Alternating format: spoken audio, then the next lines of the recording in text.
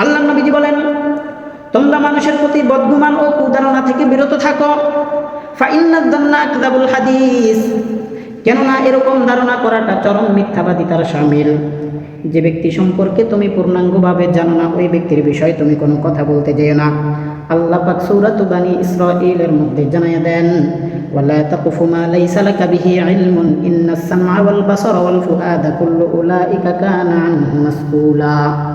আল্লাহ পাক তোমাদেরকে সতর্কবাণী দিচ্ছেন। আল্লাহ তাআলা বলেন, ওয়ালা তাকফু মা লাইসা লাকা বিহি ইলমুন, যে বিষয় সম্পর্কে তুমি পরিপূর্ণভাবে জানো না, যে বিষয় সম্পর্কে তোমার জ্ঞান নেই, যে বিষয় সম্পর্কে তুমি জ্ঞাত নও, ওই বিষয় সম্পর্কে তুমি কথা বলতে যেও না। ইন্নাস সামআ ওয়াল বাসারা ওয়াল ফুআদা কুল্লু উলাইকা কানা আনহু মাসউলা, নিশ্চয়ই কিয়ামতের দিন আল্লাহ পাক তোমাদের চোখ, কান, অন্তর সম্পর্কে জিজ্ঞাসিত করবেন। এজন্য বিশ্বনবীজি সতর্ক করতেছেন উম্মতদেরকে, ও আমার উম্মতেরা, তোমরা ভালো করে শুনে নাও, তোমরা কারো প্রতি বদগুমান ও কুধারণা রাখবে না।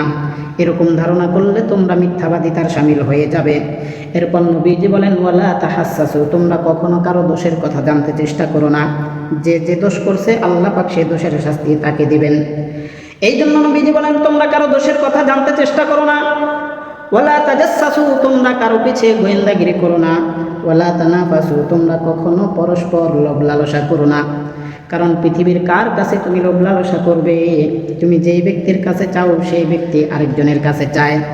এই জন্য মহান আল্লাহ তাআলা ঘোষণা করেন, ওয়াল্লাহুল গনিয়্যু ওয়া আনতুমুল ফুকারা, পৃথিবীর সবাই গরিব, আমি আল্লাহ একমাত্র ধনী। কারণ আমি আল্লাহ, আল্লাহুস সামাদ, আমি আল্লাহ কারো প্রতি মুখাপেক্ষী নয়। আর পৃথিবীর যত সৃষ্টি তোমরা দেখতে পাও, সমস্ত সৃষ্টিগুলো একজন আরেকজনের সাহায্য ছাড়া চলতে পারে না। এই জন্য বিশ্বনবী মানুষদেরকে সতর্কবাণী দিলেন, তোমাদের জীবনের যত প্রয়োজন আছে সমস্ত প্রয়োজনগুলো ব্যক্ত করবে আল্লাহ পাকের নিকট। আল্লাহ পাক তোমাদের সকল হাজতগুলো পূরণ করে দিবেন। এই জন্য বিশ্বনবী সাল্লাল্লাহু আলাইহি ওয়াসাল্লাম বলেন, ওয়ালা তাহাসাদু, তোমরা কখনো হিংসা পোষণ করো না, তোমরা কখনো কারো প্রতি হিংসা করো না। আল্লাহ নবীজি বলেন, ইয়াকুমুল হাসাদা, তোমরা হিংসা হতে বিরত থাকো।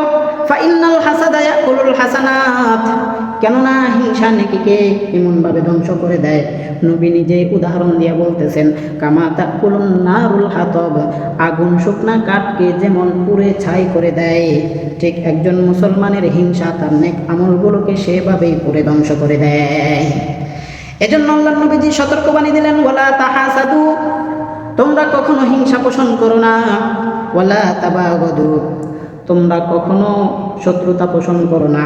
শত্রুতা হবে ইসলাম বিদ্বেষীদের সাথে, শত্রুতা হবে ইসলাম পরিপন্থীদের সাথে, শত্রুতা হবে কোরআন বিরোধীদের সাথে। মুসলমানদের সাথে মুসলমান কখনো শত্রুতা পোষণ করতে পারে না। এই বিষয় মহান আল্লাহ পাক রব্বুল আলামিন সূরা ফাতহের মধ্যে জানাইয়া দেন, মুহাম্মাদুর রাসূলুল্লাহ ওয়াল্লাযীনা মাআহু আশিদ্দাউ আলাল কুফফার রুহামাউ বাইনাহুম তারাহুম রুকআন সুজদা। আল্লাহ তাআলা জানাইয়া দিলেন, মুহাম্মদ সাল্লাল্লাহু আলাইহি ওয়াসাল্লাম এবং তার সাথীগণ সাহাবায়ে কিরাম আশিদ্দাউ আলাল কুফফার, কাফেরদের সাথে অত্যন্ত কঠোরতা অবলম্বন করে। রুহামাউ বাইনাহুম, কিন্তু তারা নিজেদের মধ্যে অত্যন্ত সহানুভূতিশীল। ঠিক তেমনিভাবে নবীজি বলতেছেন, কিয়ামত পর্যন্ত যত আনেওয়ালা উম্মত, তোমাদের নিজেদের মধ্যে কখনো হিংসা পোষণ করবে না, শত্রুতা পোষণ করবে না। তবে ইসলাম পরিপন্থী, ইসলাম বিদ্বেষী কোনো কাফের মুশরিক দেখলে তোমরা কখনো ছাড় দেবে না। নবীজির আদর্শ আমাদেরকে এটা শিখায়, কখনো ছাড় দেওয়া যাবে না। আল্লাহ পাক কোরআনে এটাও তুলে ধরেছেন, মুহাম্মদ এবং তার সাহাবায়ে কেরাম কাফেরদের প্রতি অত্যন্ত কঠোরতা অবলম্বন করেন, কিন্তু তারা তাদের মুসলমানদের নিজেদের মধ্যে অত্যন্ত সহানুভূতিশীল হয়ে যায়। ঠিক তোমরাও কিয়ামত পর্যন্ত যত আনেওয়ালা উম্মত আছো, এই আদর্শ তোমরাও ধরে রাখবে। এরপর বিশ্বনবীজি বলেন, ওয়ালা তাদাবারু, তোমরা কখনো কারো পিছনে লেগে থেকো না। কে কি দোষ করলো না করলো সেটা তোমার দেখার বিষয় নয়, তুমি কি দোষ করলে না করলে সে বিষয় তুমি চিন্তা করো। আল্লাহর পয়গম্বর সাল্লাল্লাহু আলাইহি ওয়াসাল্লাম বলেন, ওয়াকুনু ইবাদাল্লাহি ইখওয়ানা, আল্লাহ পাকের বান্দা তোমরা সকলেই ভাই ভাই হয়ে যাও। এরপর নবীজি বললেন, কামা আমুলকুম আমি তোমাদেরকে যেভাবে আদেশ করলাম মুসলমান মুসলমানের ভাই হিসেবে থাকবে। আল মুসলিম আকুল মুসলিম, একজন মুসলমান আরেক মুসলমানের ভাই। লা ইয়াজলিমুহু, নবীজি বলতেছেন একজন মুসলমান কখনো পারে না তার অপর মুসলমান ভাইয়ের উপর জুলুম করতে। ওয়ালা ইয়াখযুলুহু, একজন মুসলমান পারে না তার অপর মুসলমান ভাইকে ঘৃণা করতে। একজন মুসলমান কখনো পারে না তার অপর মুসলমান ভাইকে অসম্মানী করতে, জিল্লতি করতে, বেজ্জতি করতে, কখনোই পারে না। ওয়ালা ইয়াহকিরুহু, আর একজন মুসলমান কখনো পারে না তার অপর মুসলমান ভাইকে সে ঘৃণা করবে, কখনোই এটা সম্ভব নয়। মুসলমানদের মধ্যে ঘৃণা করা, বেজ্জতি করা, অসম্মানী করা, জিল্লতি করা, তার সম্পদ আত্মসাৎ করা সম্পূর্ণভাবে নিষিদ্ধ। এই কথা বলার পর বিশ্বনবী আত্তাকওয়া হা হুনা, আত্তাকওয়া হা হুনা, আত্তাকওয়া হা হুনা তিনবার উচ্চারণ করলেন। এখানেই খোদাভীতি, এখানেই খোদাভীতি, এখানেই খোদাভীতি।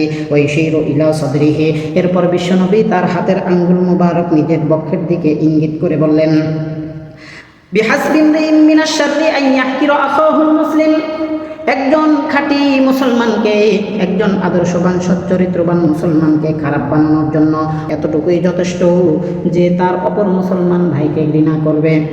অর্থাৎ নবীজি বলেন কোনো ব্যক্তি যদি তার মুসলমান ভাইয়ের উপর ঘৃণার দিক তাকায় সে মুসলমান অটোমেটিক আস্তে আস্তে খারাপ হয়ে যাবে।